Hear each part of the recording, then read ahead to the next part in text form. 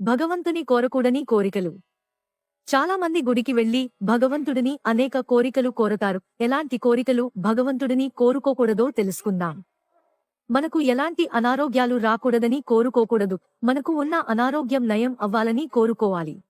శత్రువును నాశనం చేయి అని కోరుకోకూడదు. శత్రువు యొక్క మనస్సు మార్చు అని కోరుకోవాలి.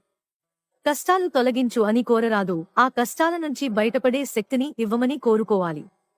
భగవంతుని ప్రార్థించేటప్పుడు మనసు వేరే దిక్కు ఉండకూడదు. మనస్ఫూర్తిగా ఆ భగవంతుని తలుచుకుంటూ ప్రార్థించాలి. అప్పుడే మీ కోరికలు నెరవేరుతాయి.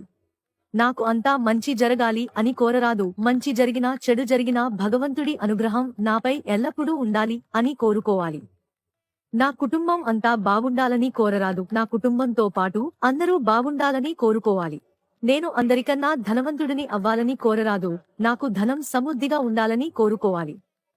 ఇలాంటి రకమైన కోరికలు భగవంతుడిని కోరుకోకూడదు. ఈ వీడియో మీకు నచ్చినట్లు అయితే ఛానల్ని సబ్స్క్రైబ్ చేసుకోండి. అలాగే వీడియోని షేర్ చేయండి.